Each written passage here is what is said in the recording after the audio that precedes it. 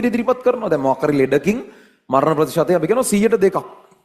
ඒකත් ඉතා භයානක ලෙඩක් 100කට 2ක මරණ ප්‍රතිශතයක් තියෙන ලෙඩක් කියලා කියන්නේ. නිකන් 100කට හැදුනොත් දෙන්නේ මැරෙනවා.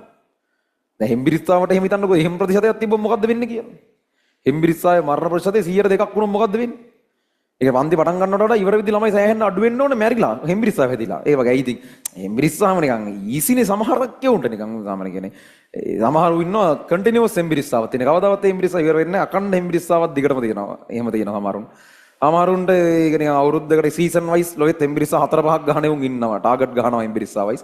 එහෙමත් එකෙක් දෙන්නෙක් ඉන්නෝනේ හෙම්බිරිස්සාව හැදෙන්නේ බොහොම කලාතුරකින්. නමුත් අර දැන් ඒ වගේ ලෙඩ ඇත්තටම හැදුනට මැරෙන්නේ නැහැ ළමයි. ඔය එච්චර කියන්නේ වැඩක් නැති ලෙඩ වැඩක් නැති කියන්නේ හොඳ ලෙඩ එක හතකින්. නමුත් ලෙඩේට සාපේක්ෂව මදිනේ. ඒ කියන්නේ ලෙඩක්කට සාපේක්ෂව හිතුවොත් ඉතින් ඒකට එච්චර මිනී මරන්න බෑ. හොඳ ලෙඩක් නම් ගොඩක් මිනිස්සු මැරෙන්න ඕනම කියන්නේ ලෙඩකට සාපේක්ෂව මං කියන්නේ. හරි. ඒ කියන්නේ දැන් ඔය හොස්පිටල් වල එහෙම ඕගොල්ලෝ දැන් හොස්පිටල් ට්‍රේනින් යනකොට ඉගෙන ගන්න කාලේ ඔය මේ කැම්පස් එකේ ඉගෙනම අවුරුදු දෙකෙන් පස්සේ දිගටම හොස්පිටල් එකේ තමයි කොහොමත් ඕගොල්ලෝ ඉන්නේ. මෙඩිකල් ෆැකල්ටි ගියොතින් වෙන එක මං කියන්නේ. පළවෙනි අවුරුදු එකමාර හෝ දෙක තමයි උපරිම වුණත් ඉගෙන ගන්න කෙනෙක්. ඉගෙන ගැනීම තමයි කොයි එකක්.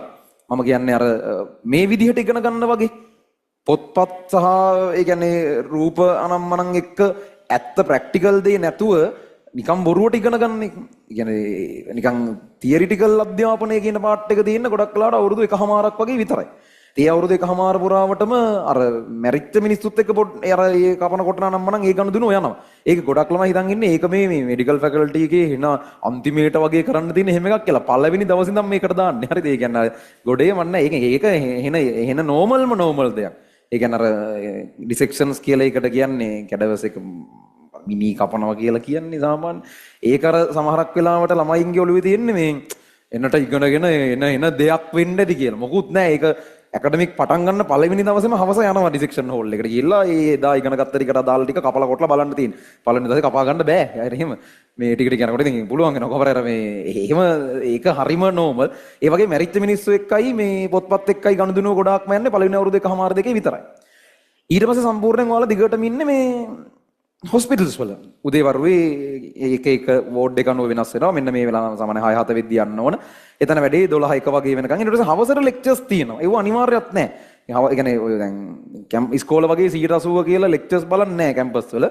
හැබැයි ක්ලිනිකල්ස් වල 100% බලනවා. ක්ලිනිකල්ස් කියන්නේ අර උදේට යන ඒ වගේ අර මම කියන හොස්පිටල් එකේ ප්‍රැක්ටිස් 100% බලනවා. හදිසියවත් එන්නේ නැත්නම් අනිවාර්යෙන් මෙඩිකල් එකක් එන්න ඕනේ. එහෙම නැත්නම් ඒක වෙන දවසක් කවර් කරන්න ඕනේ. ඒ කියන්නේ මට ඒ කාලේ ගොඩාක්ම කරන්නේ දැන් පන්ති වලට මොකක් හරි නිසා කට් වුණොත් මම ඒ කාලේ පන්ති කරේ හවසට කොහොමද ලෙක්චර්ස් අනිවාර්ය නෑනේ හවසට තමයි මම පන්ති කරන්නේ උදේ එහෙම නෙමෙයි කියන්නේ ඒ කාලේ නුගේකොට රිවිෂන් එක තිබුණේ සෙනසුරාදා හවසට සෙනසුරාදා උදේත් ක්ලිනිකල්ස් තියෙනවා මීට අවුරුදු දෙකකට කලින් මේ රිවිෂන් එක සෙනසුරාදා හවස තිබුණා මේ සෙනසුරාදා කියන්නේ තියරි වෙලාව ඇත්තට මේ වෙලාව ඒ කාලේ නිකන් අර පුළුවන් නම් පන්ති වරෙන් වගේ වෙලාවකට මම ඒ කාලේ පන්ති දාලා තියෙන්නේ ඒ කියන්නේ බයෝමැත්ස් තියරි එහෙම පන්ති යන වෙලාව තමයි මට ඉතින් වෙන වෙලාවක් නැහැ කෙමිස්ට්‍රි ඩිවිෂන් එක දාලා තියෙන්නේ සාමාන්‍යයෙන් එහෙම දාන්නේ නැහැ එහෙම අවේලාවේ පන්ති ඒ කාලේ වෙන කරන්න දෙයක් තිබ්බේ නැහැ ඉතින් සෙනසුරාදා දවස් තමයි ඒ කාලේ නුගේකොට රිවිෂන් එක ගියේ දැන් තමයි මේ උදේවරු යන්නේ අම්පහගේ අඟහරුවාදා හවස ගාල්ලේ ඒ කියන්නේ ඒ කාලේ ගාල්ලේ පන්තිය කරනකොට ගාල්ලේ සති 4න් 2ක් විතර තමයි මම යන්නේ 2ක් විතර රෙකෝඩින් යන්නේ අර දෙකට මට එතකොට ක්ලිනිකල්ස් යන්න බැරි වෙනවා මිස් වෙනවා ඒ ටික කවර් කරන්න පොය දවසක හරි ඉරිදා දවසක හරි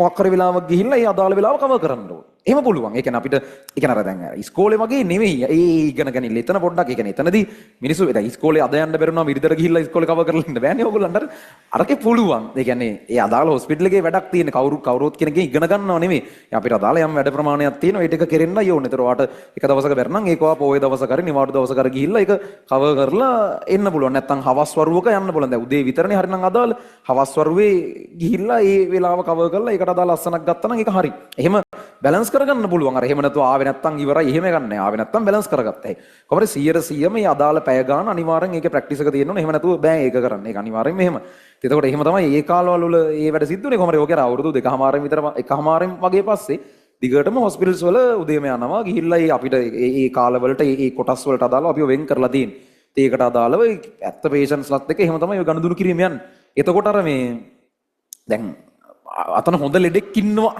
කියලා වගේ ආරංචින හොඳ ලෙඩෙක් කියන්නේ ඌ මේ මිනිස්සෙක් වශයෙන් හොඳවත් එහෙම එකක් නෙමෙයි හෙන අමාරුයි ඒ ලෙඩට. අර අපේ උන් අන්න මේ මචං හොඳ ලෙඩෙක් ඉන්න අතන කියලා කියන්නේ ඉතාලම අසාධ්‍ය මට්ටමේ රෝගියෙකුට. ඒ කියන්නේ එක්ක ලෝකේ තියෙන දුර්ලභම ලෙඩක් හැදිච්ච මිනිස්සෙක්. හරි. ඒතකොට ඒ ලෙඩාට ඉතාලම නරකයි ලෙඩාට සාපේක්ෂව. හැබැයි ඉතින් මෙඩිකල් ස්ටුඩන්ට්ස්ලා බලන්නේ පුළුවන් තරම් මොකක් හරි දෙයක් ඉගෙන ගන්නනේ. ඒතකොට දැන් කොළඹ මෙඩිකල් ෆැකල්ටිස් සහ ගොඩක්ම මේ ටීචිං හොස්පිටල්ස් වල. ඒ කියන්නේ කොහොමත් මෙඩිකල් ෆැකල්ටිස් අසයින් වෙන්නේ ටීචිං හොස්පිටල්ස් එක තමයි. අර ටීචිං හොස්පිටල්ස් වල තියෙන විශේෂත්වය තමයි අර පොඩි පොඩි හොස්පිටල්ස් ඔක්කොගෙම අමාරුම පේෂන්ට්ස් වල ටික මාරු වෙලා යනවා ටීචිං හොස්පිටල් වල. අර කොළඹ මෙඩිකල් ෆැකල්ටිට ටිකක් විතර වැඩි වාසියක් විදියට තියෙන ඕක. මොකද ඔක්කොම බැරි වුණාම අන්තිමේට කොළඹට යවන්නේ. ඒ කියන්නේ සියලු නිවුස් කියලා දැන් ඔන්ලයින් ළම අර හිම්මෙන් දන්නවා. ඒ පැතිවල මොකක් හරි වෙලා අදාළ ඒ තියෙන ප්‍රධානම හොස්පිටල් එකට දාලා මැනේජ් කරගන්න බැරි වුණොත් කොළඹට යවුවා කියලා කියන්නේ. ඒතර ඒ වගේ මුළු රටේම ඉන්න අර එහෙම ඒ කියන්නේ සමහරක් තියෙනවා මේ එනම දුර්ලභ ලෙඩ. ඒ කියන්නේ එහෙම ඊටාම කලාතුරකින් විතරක් ලෝකෙ දකින්න හම්බ වෙන සමහරක් අසනීප තියෙනවා. ඒතර එවුවන් සමහරක් වෙලට මුළු ලංකාවෙම බලා ගන්න තියෙන්නේ ජෙනරල් හොස්පිටල් එකේ විතරක් වෙන්න පුළුවන්. මොකද ලංකාවේ මේ වගේ ඒව නෝ කොළඹට. ඒ අර ප්‍රශ්නත් එක්ක. එතකොට මේ එහෙම පොඩි chance එකක් එහෙම එතන පොඩ්ඩක් තියෙනවා. නමුත් ඉතින් ඒක මහා ලොකු මේකක් නෙමෙයි. කොයි ෆැකල්ටි එකත් එහෙම කිසිම ප්‍රශ්නයක් නැහැ. අර කොළඹ මෙඩිකල් ෆැකල්ටි එක වීමේ තියෙන විශේෂ ඇඩ්වාන්ටේජ් එක ඒක. ඒ කියන්නේ ලංකාවේ දකින්න තියෙන ওই පීරියඩ් එකේ දකින්න තියෙන උපරිම මට්ටමේ ලෙඩ ඔක්කොම අනිවාර්යෙන් දැකලා ඒතකොට ඉගෙන ගන්න උපරිමයට මේව ඉගෙන ගන්න පුළුවන්. එහෙම ඇඩ්වාන්ටේජ් එකක් පොඩි එකක් තියෙනවා. ඉතින් එතකොට අර ඒවල එහෙම එනවා මේ හොඳ ලෙඩෙක් ඉන්නවා අහවල් වාට්ටුවේ කියලා අපිට අදාළ නැති වාට්ටුවල එහෙම ලෙඩු ගැන තාරංචි එනවා. ඒ කියන්නේ දුර්ලභයි නම් ඒක ගිහිල්ලා හැම එකම ඇවිල්ලා බලනවා. හරි. ඒ හොඳ ලෙඩෙක් කියලාගෙන අර වගේ ෆුල් අමාරු වෙලා අසාධ්‍ය වෙලා ලෙඩාට කිසිම හොඳක් නැහැ. අපිට හොඳයි වගේ එකක් තමයි දෙනන්නේ. ඒ කියන්නේ ඉගෙන ගන්න පුළුවන්. ඉගෙන ගන්න මනුස්සයට එහෙම යන්නේ. හරි කොහොම හරි දැන් මේ අපි කතා කර හිටියේ මේ ලෙඩවල මරණ අනුපාතික ගැන. ඒතර 100ට 2ක විතර මරණ අනුපාතිකයක් කියන්නේ මේ බරපතල ලෙඩක් ඈ. ඒක එහෙම ලේසි පහසු ලෙඩක් නෙමෙයි.